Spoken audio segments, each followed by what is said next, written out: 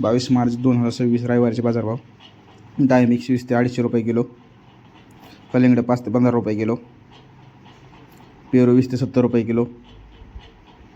खरबूज 10 ते 25 रुपये किलो. पपई 10 ते 20 रुपये किलो. चिकू 20 ते 40 रुपये किलो. मोसंबी 15 ते 50 रुपये किलो. संत्री 50 ते 120 रुपये किलो.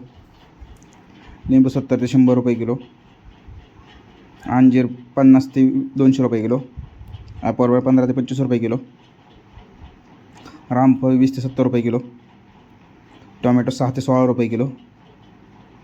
कारले 15 ते 30 रुपये किलो. शिमला मिरची 20 ते 50 रुपये किलो. कलर शिमला 70 ते 120 रुपये किलो. दोडका 20 ते 40 रुपये किलो. हिरवी काकडी 10 ते 18 रुपये किलो. पांढरी काकडी 10 ते 20 रुपये किलो.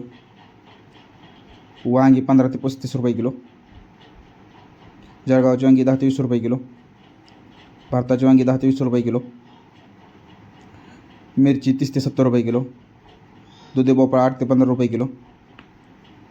शेवगा 15 ते 28 रुपये किलो. घेवडा 20 ते 60 रुपये किलो. भेंडी 16 ते 50 रुपये किलो.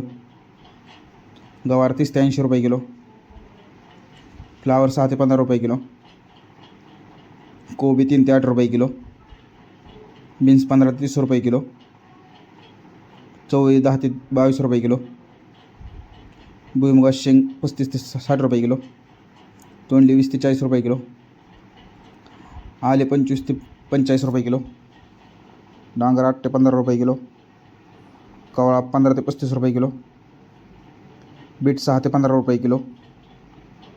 मुळा 5 ते 12 रुपये गड्डी. गाजर 10 ते 20 रुपये किलो.